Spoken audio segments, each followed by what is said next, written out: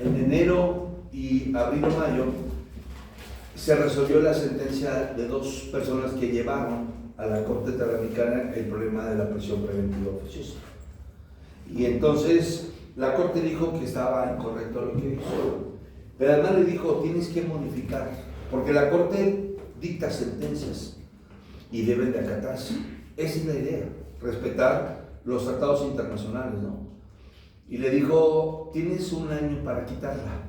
O sea, es decir, modifica tus reglas procesales para que toda la prisión deba de ser justificada, se justifique. O sea, que exista el motivo por el cual se impuso, ¿sale? Entonces, le dio un año. Pero en diciembre del año pasado, o sea, no solamente quitó la prisión, no la quitó, sino aumentó delitos. O sea, esto es un reto, ¿no? A la Corte Interamericana, ¿cierto? O sea, la Corte le dice, quítate ese artículo 19 y que no exista la prisión preventiva oficiosa. Porque el 19 te habla de varios delitos, ¿no? Te va diciendo, estos delitos son de prisión preventiva oficiosa. No solamente no la quitó, sino aumentó delitos todavía. Y esto es una violación. ¿Sí me explicó? ¿Cómo se va a traducir en un juicio? O sea, cuando exista el delito de prisión preventiva oficiosa, ¿qué debería de hacer el juez? Si acatar lo que dice la Constitución, en tanto a que sí debe haber, o en tanto a que la Corte dice que no se puede aplicar la prisión preventiva oficiosa que establece México, ¿vale? Aquí en la práctica hemos visto dos tipos de jueces, que yo en particular les denomino, cuando hablo en clase de ellos, los llamados constitucionalistas y los llamados convencionalistas. Porque cuando el MP pide la prisión preventiva oficiosa, el que es constitucionalista te dice, en términos del 19 de la Constitución, toda vez que es un delito regulado de la 19 de la 19, por lo tanto se le aplica de manera automática. ¿Sí? Y ya, nada más se la pidió y le dijo, solicitud de medida cautelar, sí, dígame, solicito la de prisión preventiva oficiosa tras que el delito trata. Y dice, sí. Y ya, hasta ahí quedó. Ya el defensor, ¿acaso le dan el uso de la palabra? Tienen que hacerla porque hay un principio de contradicción y la norma obliga a que todo lo que dice una parte debe de darse el uso a la otra parte para que diga lo que a su derecho convenga. Entonces, se la van a dar. ¿Qué he hecho yo? Por ejemplo, antes de que le impongan, yo no sé si es constitucionalista o convencionalista, obvio, mi razonamiento va a ser que no se aplique en virtud de que rompe con los tratados internacionales, ya toda vez que ya fue resuelto este tema por la Corte Interamericana de Derechos Humanos en los casos de las sentencias. Y entonces va a resolver el juez. Y ahí nos vamos a dar cuenta si es convencionalista o es constitucionalista.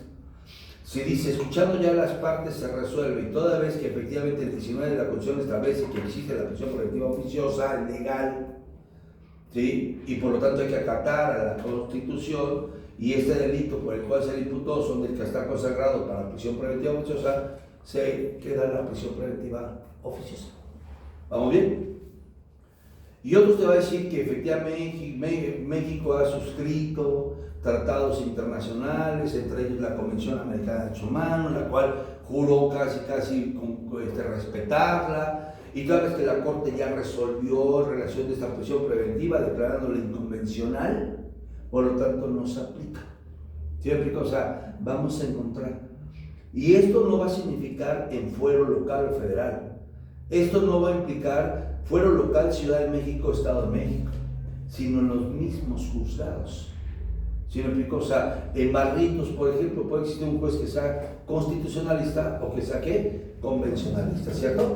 Sí, o sea, entonces, y a mí me pasó un caso bien interesante. Miren, yo juego mucho a la psicología, mucho. ¿Sí? No, dice, claro que no.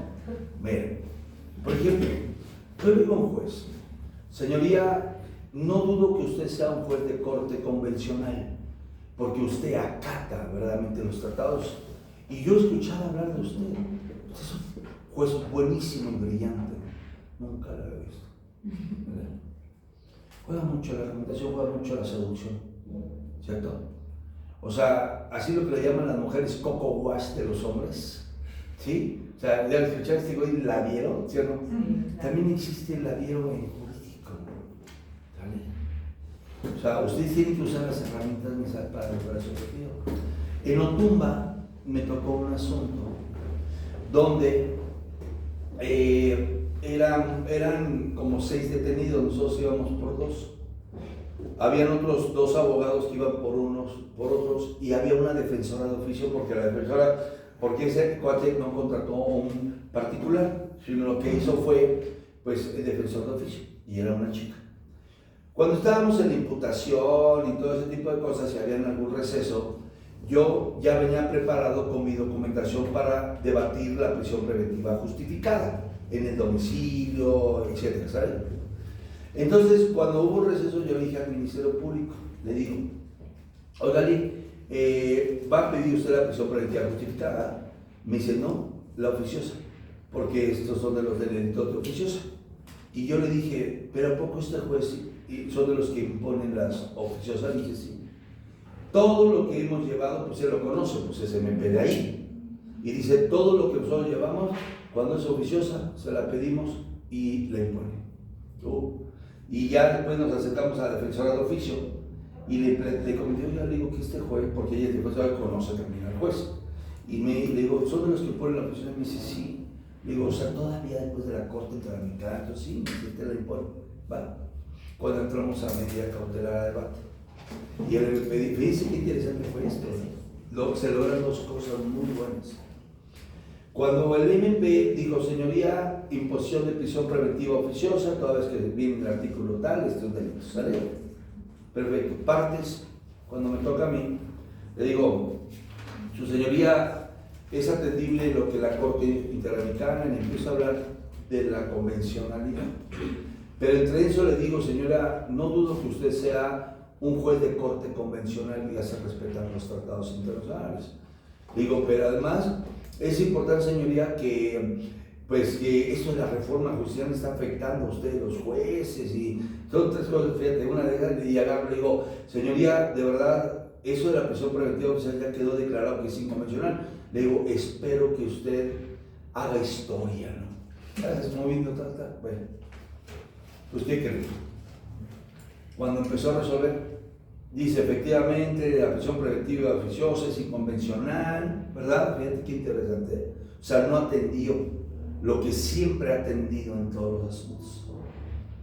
Pero además de que no atendió, tampoco impuso la prisión justificada. ¿Por qué? En primer lugar, porque no se la pidió eso.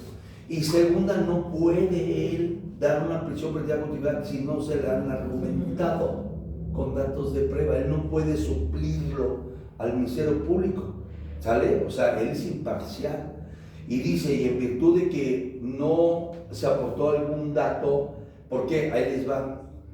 Porque la ley permite al juez imponer diversa medida de la solicitada por el Ministerio Público, aunque no se le haya pedido, pero de las que existen, él puede agregar, siempre y cuando no sea mayor a la solicitada. Por ejemplo, si solicitó revisión periódica de firma y él dice, no, a mí no me convence, o sea, le voy a poner la prisión preventiva justificada, no, porque estaría por encima de la solicitada. ¿Sí me explico? O sea, no puede ir más allá. Obviamente aquí pudo haber dicho justificada porque estaba al nivel. ¿Sí me explico? Las 2 eran prisión. Pero dice, no impongo tampoco la justificada porque el Ministerio Público no argumentó, ¿verdad?, suficiente para efecto de acreditarla. Ya no la oficiosa, la justificada. O sea, no habló, él se confió y dijo, la oficiosa. Y en la justificada aportas datos de prueba, ¿cierto? Y entonces dice, le impongo la firma periódica, brazalete electrónico y una garantía económica. Cuando salimos, le digo al MP, me dice, jamás lo he hecho. Me dice, no, la voy a apelar. Y la defensora me dice, la de oficio, que estaba junto con nosotros, dice, nunca había escuchado que este juez dictara diversa medida a la oficiosa, que es la que podría haber impuesto. Entonces, ¿qué dices tú el que lo lograste, ¿no? En este caso dices, bueno, se logró el objetivo que yo quería, o sea, desnaturalizar la prisión preventiva oficiosa que nos aplicada por ser inconvencional, se logró. Pero además también se logró que no se le impusiera alguna medida porque el MP no habló de argumentos que protegieran esa. Entonces se puede lograr. ¿Sí me explicó? O sea, eso es lo que ustedes tienen que aprender. O sea, uno, tasarse objetivos y dos, los medios con los que los vas a lograr. ¿Sale? Entonces, si el MP en ese momento pide la prisión preventiva oficiosa y el juez no la dicta, el MP ya no la puede cambiar a justificada en ese momento. Ya no, porque tiene que resolver sobre la petición que hizo. Ya O sea, no puede nada. decir, a ver, no se la di, ahora pídame otra. No, ya no. Ya pidió. Ya no, ya cerró el debate. Entonces ahí tienes que estar Sí, por estar atento. Yo, por ejemplo, ahí les va. Mucho se da que el Ministerio Público le dice al juez cuando pide una medida cautelar, dice, solicito que se le ponga la de la fracción tal, la que quieran, prisión preventiva justificada, la que quieran. Hablemos de la que sea, todas necesitan justificarse. Todas, no nada más la prisión preventiva, no. Toda la medida cautelar debe justificarse. ¿Por qué? La que pidan, del catálogo que hay ahí. ¿Sale? Bueno, entonces, ¿qué pasa aquí? Yo, por ejemplo, le digo, cuando me da el uso de la palabra y le digo, señoría, perdón, yo no escuché cuál es el riesgo procesal que cita el Ministerio Público. Y pues sí, a ver, Ministerio Público, bueno, la de sustracción de la acción de la justicia. Pues para poder tener debate, o sea, ¿cómo vas a debatir algo que no está precisado? ¿Cierto? No sería un debate. ¿Sí me explicó? Entonces, ¿qué pasa aquí? Aquí, por ejemplo, tú no puedes decir, a ver, de ti, marido Pingüera, de riesgo a la víctima, riesgo de extracción o entorpecer un desarrollo de una carpeta, no podrías hacerlo. Entonces siempre, nuevamente, a ver esto, bueno, ahora sí. Entonces ya entramos a contradicción, ahora sí, ¿cierto? Entonces, lo que ustedes pueden hacer es eso. Por ejemplo, es decir, el Ministerio Público solicitó una medida tal, pero no escuché cuáles son sus argumentos para justificar la necesidad de esa cautela, porque ahí viene lo importante, ¿sale? ¿Sí? Pero sí va quedando claro esta cuestión. Sí. ¿Sí? Entonces, cuando les toque un caso así, pues obvio, tirarle a la inconvencionalidad de esta, ¿no? Sí. Pero además, fíjate, a poner atención ustedes, oiga señoría, pues es inconvencional, pero además no podría aplicarse ningún otro tipo de prisión o medida cautelar diversa porque nunca argumentó su justificación. Y el juez puede ser que diga, tiene razón.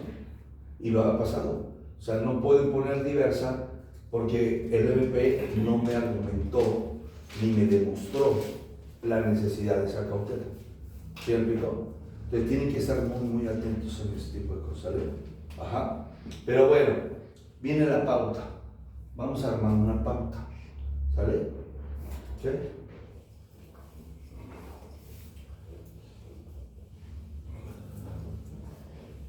¿Quién pide la medida cautelar entonces? ¿Quién las pide? ¿Quién las debate? La defensa. ¿Quién decide si se pone o no? El juez de El control. juez de control. Ok, vamos bien. ¿Sale? Bien. A mí siempre me ha gustado que mis alumnos salen bien técnicamente ya con nombre de quién debe ser, por ejemplo, ahorita jueces de control, porque es el juez de control, ¿sale? Ahorita les voy a hablar de la revisión de una medida, para que la busquen cambiar, porque puede ser que a lo mejor, en mi caso, o sea, puede ser por dos razones, porque a lo mejor el abogado no iba en ese momento armado para debatirla con pruebas, la imposición, o la otra puede ser porque ya agarraron el asunto empezado, ¿sale? En mi caso, ya por la experiencia, pues me pasa a la segunda, que yo no llevé la primera, ¿sale? Y busco cambiarlo, tal vez sí cómo se cambian esas medidas. Entonces, como yo como MP quiero la medida de prisión preventiva justificada, llevo mis datos de prueba y todo, pero el defensor las debate bien y a lo mejor el juez de control no me la concede, ya no se puede meter otra medida cautelar. Sí, hay buena pregunta. Y esto va en esta respuesta. Fíjense. Para que exista una medida cautelar, no solamente basta la propuesta del MP, que ya lo vimos. No solamente basta que la pida. ¿Qué medida? No basta nada más que diga el objeto de la medida. No basta nada más que argumente con los datos de prueba y que diga estas pruebas, ¿sale? Sino que toda medida cautelar, ahora sí, respetando lo que la Corte dijo, que una medida cautelar solamente se podría justificar cuando se demuestre su necesidad, ¿sale? Y entonces creó un test de proporcionalidad. Ese test de proporcionalidad, el razonamiento que el juez hace, debe de justificarse bajo los puntos del principio de proporcionalidad. Lo van a escuchar. Ese test de proporcionalidad,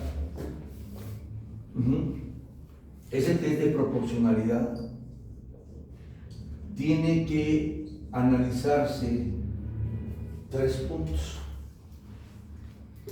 Uno es, exacto, la necesidad de esa cautela, que sea necesario imponérsela. La otra se llama idoneidad, ¿sale? Idoneidad. Porque ustedes van a pelear eso como defensores, que lo que dijo el MP cubra estos aspectos. ¿Necesidad de qué, perdón? Necesidad de la cautela, ¿vale? ¿Sí? De la medida cautela. Sí.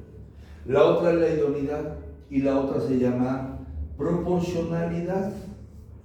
Proporcionalidad, pero ya en sentido estricto.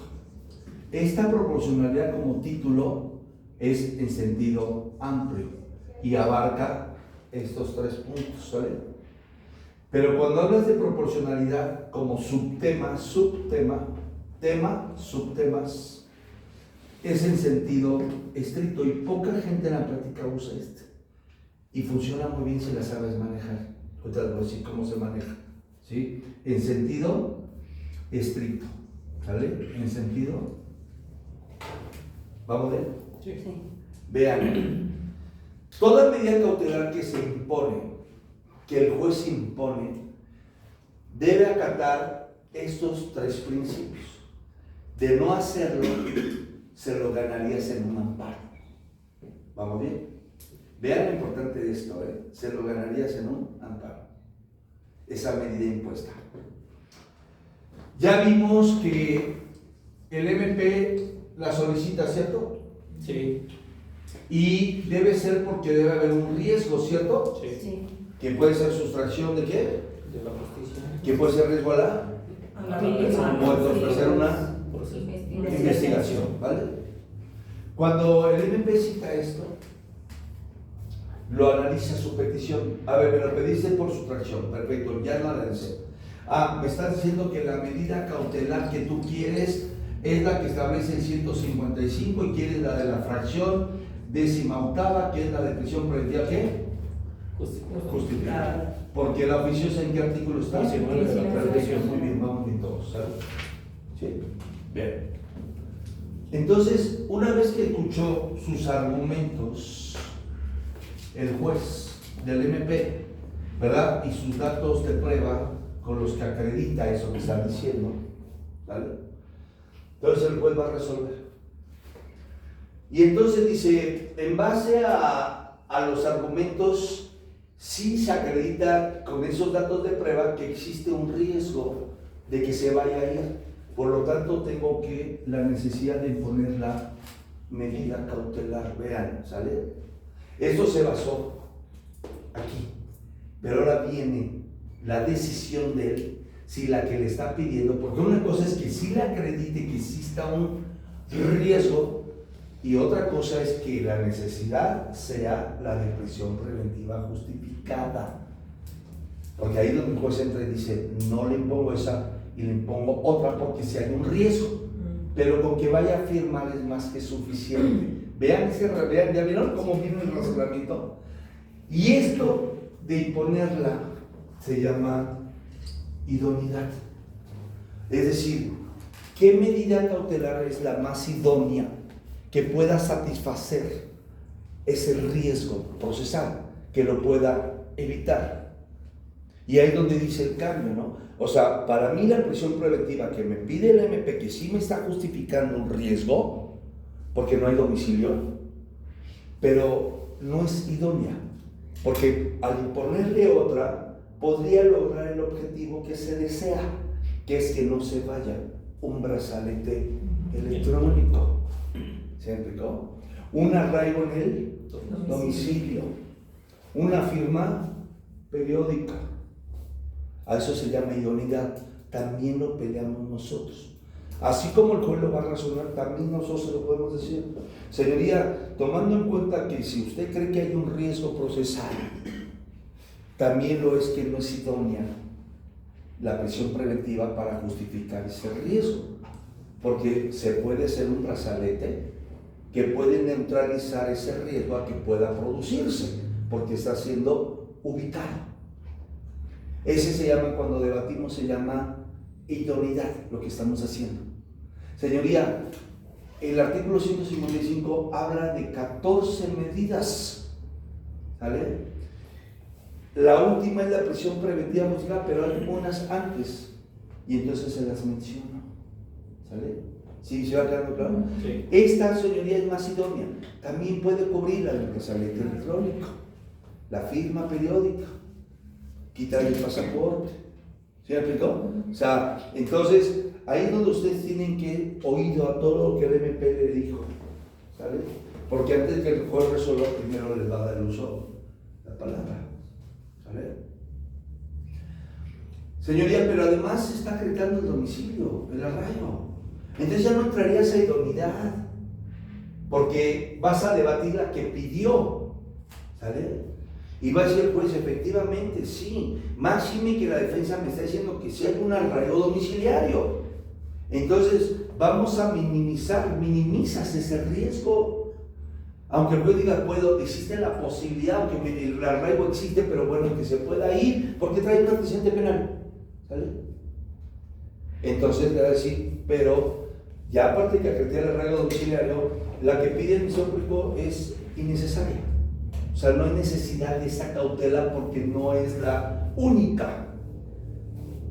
Sí, se lo vamos a decir así. ¿Sí queda claro? Sí. Y el juez va a decir, tiene razón la defensa. O sea, para empezar, se dice que la de prisión preventiva es excepcional. O sea, camina bajo el principio de excepcionalidad. Te está diciendo que sea la última que debas de imponer, porque atentas contra la libertad y porque también atentas contra el principio de inocencia, porque una pena de prisión, una prisión preventiva justificada, si es cierto que no es una pena impuesta de prisión allá adentro, estás allá adentro, sin haber sido sentenciado, ¿cierto? Sí. Entonces me estás anticipando una pena. Porque ¿qué pasaría si lo tienes allá adentro y en la sentencia se acreditó su inocencia? Y entonces discúlpame y vete a tu casa. ¿Sí me explico? O sea, vean, todo eso tienes que decírselo al juez. Señor, estás anticipando una pena. El Señor es inocente. Y ahí le manejas la idoneidad. Son soportes de idoneidad. O sea, imponérsela sería, señora, como una pena anticipada que va a transgredir su libertad, tomando en cuenta que hay un principio de inocencia. Entonces refuerzas más la idoneidad con otra medida cautelar. ¿Sí me explicó? Esa es la habilidad de construir argumentos. Bonito, ¿verdad? Sí, es bonito. Ya te voy a llevar a una audiencia. Sí, nada más, bueno, ya les invito a una audiencia. Sí, Sí. pero que sí se vea el porqué. No, sí. ¿Cuándo ¿Y saben por empieza? qué? Miren, en el Estado de México permite el público. Sí. Y en la Ciudad de México no. Ahora, me han tocado audiencias que las salas son grandes, pero hay más chicas y incluyes gente, puedes llevar 10 y te dicen nada más pueden entrar 5. Pero déjenme ver, programar una que ya pueda estar, digo hay varias, porque tengo con Julio audiencias, que gracias me ha pasado también, pues asuntos penales, la confianza, con Noé también, José. con José no, porque él no litiga penal, pero me los manda. Ya van 2 consultas que nos ha hecho José, y lo cual pues eso es bonito porque te tienen confianza, porque ellos conocen muchos abogados. Y eso es lo bonito. ¿Qué es lo bonito? Que ellos, claro, por el medio que están, no dudo o afirmo incluso que conocen abogados. ¿Y por qué me buscan a mí? Por la confianza del conocimiento, ¿estamos de acuerdo? O sea, en el caso de José, pues me recomienda a y él no me pide una repartición, ¿sale? O sea, no, porque él no litiga penal. Pero bueno, Julio, pues sí me pide una parte, ¿verdad? Ya está aprendiendo y está en lo correcto, pues son asuntos de él. En el caso de José, pues no tanto, porque no es un asunto que él va a litigarlo también, ¿sí? Y dice, vea, pues cada Casarín.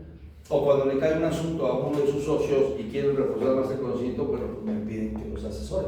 Ajá, pero ellos lo van a llevar. Entonces, aquí, déjenme ver con quién, qué odillas tenemos, porque miren, yo tengo aquí, es que el problema es, tengo una bien bonita, que es de ejecución. Es algo interesante, fíjense que ustedes saben que cuando una persona puede gozar de cambiar su pena de prisión por estar afuera, se le llaman sustitutivos. O sea, es decir, cuando la ley te permite que la pena no rebase 5 años, ya le impuesta, o sea, la que ya le impusieron, el juez le pueda cambiar por una suspensión condicional de la ejecución, deja una garantía y va y firma nada más y ya, ¿sale? La otra es sustituir pago de reparación por pago pena. O sea, te pago un día de prisión por el salario y lo multiplico de los años o meses de años que lo hayan puesto y ya, pague ya, se va a su casa. ¿Sí? Cuando no alcance esos beneficios, pues debe estar internado. Pero ahí vienen otros beneficios que se llaman externación. Significa que cuando un procesado ya está compurgando su pena, también puede a largo plazo tener beneficios y se llama libertad acondicionada o libertad anticipada. Y ese atiende, por ejemplo, la anticipada a la media aritmética que ya haya cumplido. Es decir, que si va por 10 años y ya cumplió 5 adentro, puede anticipar su salida. ¿Sale? También con ciertos requisitos.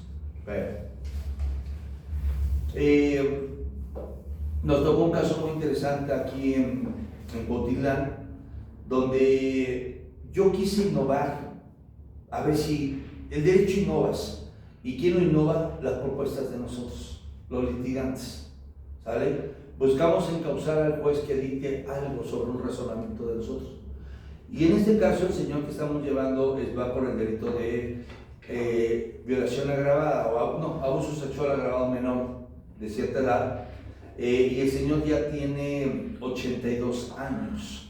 Pero aparte que tiene 82, está mal del estado de salud. Y a eso el Estado le llama pena innecesaria. O sea, no tiene caso meter a un señor de 80 y tantos años adentro. ¿Sí? No tiene caso meter a una persona que está enferma ahí adentro. O sea, siempre entonces, eso se le llama a lo mejor, si tú quieres, comprensión o beneficencia estatal, ¿no? ¿Sí? El caso es que este cuate está mal de salud.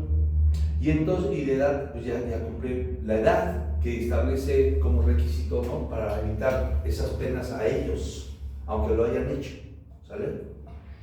Entonces, yo dije, bueno, vamos a plantear en la audiencia de individualización de la pena, acreditarle ese estado ante el juez, y llevamos un peritaje médico, se desahogó, y en los alegatos le pido al juez, pues que si bien es cierto, en sus manos no está otorgar las anticipadas, sino las que van por debajo de 5 años. ¿Vamos bien? O sea, entonces le dije, pero aquí es ponderar la pena con la salud. Y le digo, pronúnciese en este momento para darle un sustitutivo a él. Obvio, me dice, entiendo muy bien, se probó muy bien su estado de salud, que es grave, pero no está en mis manos otorgarlo, la ley no me lo permite. Pero yo dije, bueno, haz historia, haz una ponderación, que en tus manos ahorita está salvaguardar ese derecho a la salud, ¿sale? Y respetar el derecho de los adultos mayores en los tratados internacionales que tienen otro tipo, pues, de políticas hacia ellos.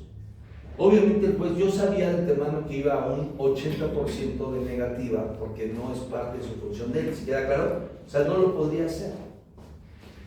Me voy a la apelación, y la apelación, bueno, confirma la sentencia condenatoria del delito, y lo uso como un camino para irme al amparo, porque no puedo irme al amparo si no aborto el principio de definitividad, ¿cierto?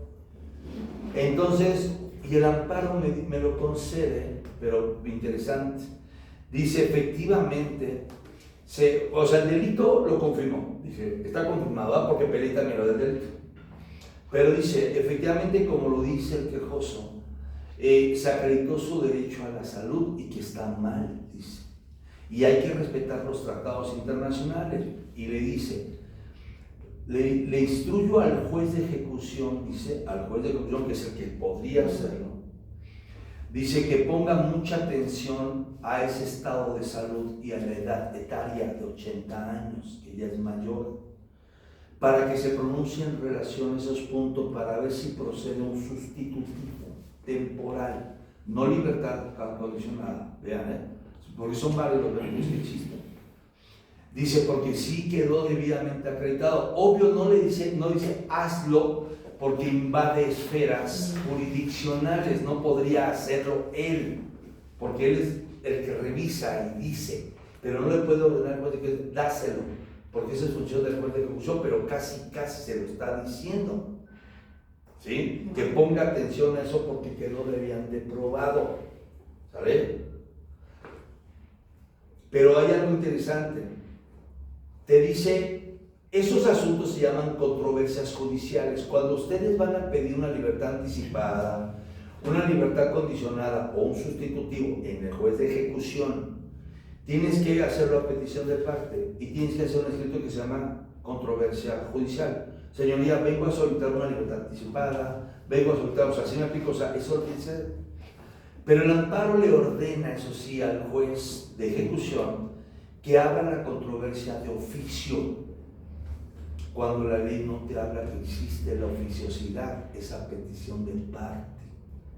Cuando yo vi eso que nos concedió en ese aspecto, que ordena esa oficiosidad, dije, ¿y cómo lo va a ordenar si no se está abriendo la controversia como debe de ser? Pues dicho y hecho, cuando llegamos con la juez nos dijo, ya vieron que hay un amparo que me ordena la oficiosidad de la controversia, y me dice, eso no existe. Y le digo, sí, efectivamente no existe. Entonces la juez, fuera de cámaras de grabar, todavía me estaba grabando, me dice, vamos a hacer una cosa, me dice a mí, me dice, vamos a hacerlo como debe ser, pero yo tengo que dar cumplimiento a lo que me están pidiendo y darle aviso al amparo que ya cumplí.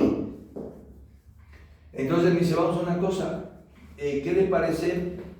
Me dice, si cuando abramos la audiencia yo me pronuncio sobre lo de amparo, usted me hace uso de la palabra, yo se la concedo, y usted me dice, ¿sabe qué, señoría? Pues toda vez que la oficiosidad es irregular, no se conoce la misma, y toda vez que esos procedimientos deben darse por petición de parte, solicito que se dé una suspensión de esta audiencia para que yo pueda hacer mi escrito y hacer la controversia judicial, lo que habíamos quedado.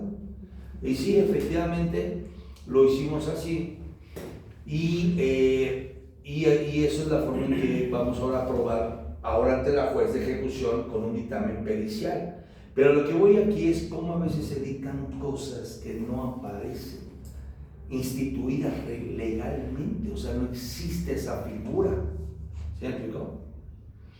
La jueza al principio se ponía buena onda, ahorita ya es payasita. No sé cuál sea el motivo o qué pretenda, que llevemos un acercamiento, no lo sé. Pero pues sí, señor, pues ya está súper gastado, tenga que pagar la reparación del daño y todo. Pero por ejemplo, la ley de ejecución te dice que cuando ya se causó estado una sentencia, si apelaste o no apelaste, si apelaste el amparo, tendrías que esperar resoluciones para que ya sea inamovible una sentencia, ¿no? Cuando esta ya es inamovible y es condenatoria, el juez tiene que proceder a su procedimiento. ¿Cuál es? Mandar a llamar a la persona para decirle, amonestarlo públicamente que no vuelva a cometer un delito, que usted le impusieron tantos años, no alcanza beneficio del juez, de cambiar porque es menor de 5 años, pague la multa, pague la reparación, y le dice, cuando está en libertad la persona, porque este señor tiene brazalete, y entonces en la medida cautelar, o sea, no lo que son prisión preventiva, que debe ser oficiosa, porque ese delito de abuso sexual a menores está en el catálogo de prisión preventiva oficiosa, pero curiosamente el juez que le impuso no cree en la oficiosa y le puso la justificada. Después pedimos el cambio, la revisión por su enfermedad y se la dieron con brazalete, está fuera. Pero cuando está fuera la persona, la juez tiene que darle 5 días para que voluntariamente se interne a cumplir la sentencia ya definitiva, que es de 8 años, ¿saben? Obviamente aquí viene lo interesante porque la ley te dice que en las controversias judiciales el juez podrá suspender el acto. ¿Cuál acto? El de la ejecución de la pena en cuanto se resuelve la controversia para ver si le va a cambiar el que en vez de estar 8 años ahí esté en su domicilio, ya cumpliendo la pena ahí, guardadito en su casa, ¿sale? Que eso es lo que se está buscando. Y obviamente le pedí la suspensión del acto reclamado, de ese acto, y no se pronunció. Le meto un escrito de alcance diciéndole que no se pronunció, que le pido con el debido respeto se pronuncie y suspenda el internamiento de él, porque